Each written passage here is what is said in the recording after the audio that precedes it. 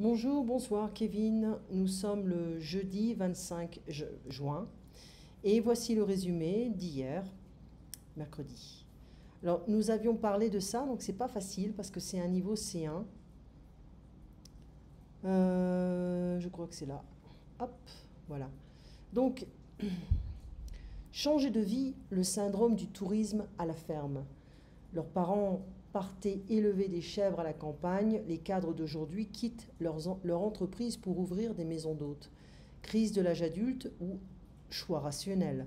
Pour dissuader ces lycéens de faire les beaux-arts, l'école du cirque ou un diplôme d'art du spectacle, un proviseur avait l'habitude de leur raconter cette histoire.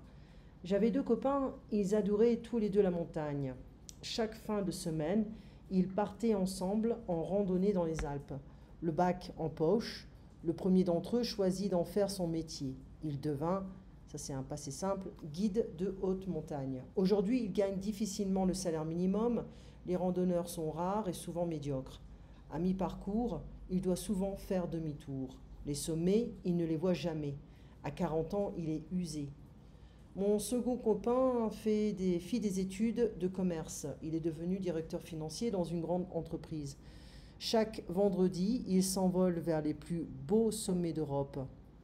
Il s'offre les meilleurs guides, gravit les montagnes et s'épanouit. Lequel des deux assouvit le mieux sa passion? Grâce à cette anecdote, le proviseur s'enorgueillissait, en fait il était fier, de n'envoyer aucun bachelier vers des filières bouchées, stock, saturées. Seulement voilà, depuis 3 ans, le proviseur se fait plus discret, car l'histoire a pris un tour inattendu. Le directeur financier, sans doute moins heureux qu'il l'affichait, a tout abandonné. Son travail, son entreprise, sa vie parisienne et son appartement cossu. Il a ouvert un gîte de randonneurs en Haute-Savoie. Ses enfants l'ont traité de fou. Lui se déclare enfin en phase avec lui-même. Ce cas n'est pas isolé. Il suffit de se promener dans une campagne française pour prendre la mesure du phénomène. Des panneaux, chambres d'hôtes ont fleuri partout le long des routes. En 20 ans, leur nombre est passé de 4 500 à plus de 30 000, selon la direction du tourisme du ministère de l'Emploi, qui ne recense que les maisons d'hôtes labellisées par les principales organisations touristiques. Et chaque année, 2500 Français créent un gîte rural, une aventure pourtant risquée. La fin des parcours linéaires, plus qu'à un changement de métier, c'est un changement de vie auquel aspirent ces individus. Citadins pour la plupart, ils ont entre 30 et 50 ans, avec une tendance au rajeunissement. Ils sont installés sur le plan professionnel, c'est-à-dire qu'ils sont stables, en couple ou seuls. Ils se disent prêts à quitter travail et confort et à s'éloigner de leurs amis, à gagner moins pour vivre mieux. Une fois leur projet abouti, terminé, fini, ils parlent de liberté, d'harmonie, de renaissance. En kiosque, depuis le 1er mars, le magazine Change et Tout résume l'ambition de leur reconversion. Nous avions l'intention d'appeler ce journal Changer de vie, révèle sa fondatrice. Mais au dernier moment, nous nous sommes rendus compte que ce titre était déjà déposé par un producteur de télévision. L'anecdote est révélatrice. Le changement personnel, valorisé depuis une trentaine d'années, serait-il devenu une incantation collective? Pour la sociologue, auteure de Reconversion professionnelle volontaire, ce mouvement est à la fois individuel et social. Certes, l'individu actif et volontaire est le seul initiateur de sa reconversion, mais la société, en érigeant en diktat le changement et la vocation de soi, en fait une expérience sociale. Ce phénomène, poursuit la sociologue, résulte à la fois de la crise de l'emploi qui encourage chacun à être plus mobile et d'un bouleversement des valeurs qui cimentent la société. Jusqu'aux années 1970, le projet de vie des individus était surtout construit à partir des catégories de la famille heureuse, de l'accession à la propriété familiale. Aujourd'hui, il est davantage question de réalisation de soi, de quête de l'identité personnelle, le mythe du retour aux sources, l'engouement écologique, le rejet des transports en commun et des rythmes professionnels épuisants peuvent aussi constituer de puissants ressorts. L'effet autocuiseur.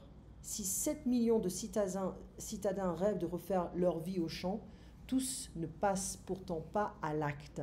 Il y a toujours un événement déclencheur, constate la directrice de Change et Tout.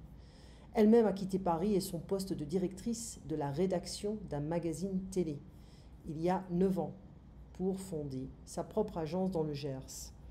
Mon fils, allergique à la pollution, a fait une crise d'asthme terrible, se souvient-elle. En 15 jours, j'ai tout vendu et je suis partie m'installer dans le Gers. Une sociologue qui a réalisé une enquête qualitative utilise la métaphore de l'autocuiseur pour caractériser ce scénario de crise qui conduit l'individu à une remise à plat de son expérience. Une crise survient à l'issue d'une période de quelques mois, pendant laquelle la pression professionnelle, familiale ou existentielle ne cesse de monter. Une distance avec un patron qui peut faire sauter le couvercle. The cap. Des événements privés, séparation, naissance, deuil ou problèmes de santé peuvent aussi jouer un rôle clé dans la reconversion. L'importance du changement opéré provient de ce que cette crise traverse diverses sphères de la vie, les contamine mutuellement. Ici, tout est mêlé et accéléré, souligne la sociologue. Il n'est guère étonnant dès lors que la bifurcation professionnelle et le déménagement prennent des allures de conversion identitaire. Elle oblige à une réflexion sur soi-même et à un inventaire des possibles. Le sujet négocie avec lui-même le prix de sa liberté. Cette introspection est un préalable à la planification de son projet, alors vécu comme un choix positif. Le coût de la liberté, il reste un mystère. Pourquoi l'ouverture d'une chambre d'hôte reste le fantasme premier des Français qui souhaitent changer de vie? Il existe après tout 1000 manières de refaire sa vie. Partir à l'étranger, faire de l'humanitaire, passer un concours de la fonction publique, se lancer dans une carrière artistique. Dans changer de vie, se reconvertir, mode d'emploi, les deux auteurs donnent des indices. À partir de récits de vie, elles dissèquent les motivations des candidats à la reconversion professionnelle. Elles établissent 5 catégories: se mettre au vert, se mettre à son compte, se consacrer aux autres, vivre sa passion, partir loin. Quelle activité, sinon l'hébergement touristique, permet de conjuguer toutes ces motivations? Pour se lancer, il est préférable d'avoir quelques finances et un bon carnet d'adresses, avec une rentabilité de 1 500 à 3 000 euros par chambre et par an. L'aventure tourne parfois court, d'où un tout nouveau phénomène. Fort des expériences, parfois malheureuses, de leurs aînés, certains jeunes anticipent. Dans les écoles de commerce, dans les couloirs de places financières, il arrive aujourd'hui de croiser de jeunes adultes de 20 ou 25 ans qui prévoient d'ouvrir une maison d'hôte. Dans une quinzaine d'années, une crise du milieu de vie, en somme, inscrite dans leur plan de carrière. Héloïse Lérité, Sciences humaines. Alors, ça c'est un texte niveau C1. Et on a des questions niveau C1. D'accord? Donc les gîtes, les chambres d'hôtes, c'est un peu les bed and breakfast. Les reconversions sont très très communes. Je pense que soit on est dans un... Ça peut arriver à n'importe quel âge. Voilà, ça peut arriver à n'importe quel âge. Donc je voulais en fait te montrer... je pense que c'était ça. Voilà. Le renouveau de nos campagnes, de nouveaux habitants, des projets originaux, des lieux innovants. Voilà en fait une autre manière de se reconvertir, tu vois, le renouveau des campagnes, page 42. Allez, on va voir ça. C'était là. Donc des gens qui vont acheter, qui vont rénover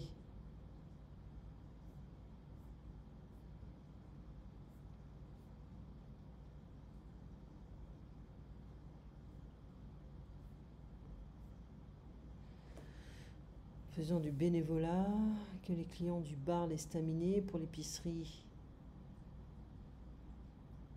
Ok. Les gens qui ouvrent des commerces un peu différents. Ça, c'est pas mal.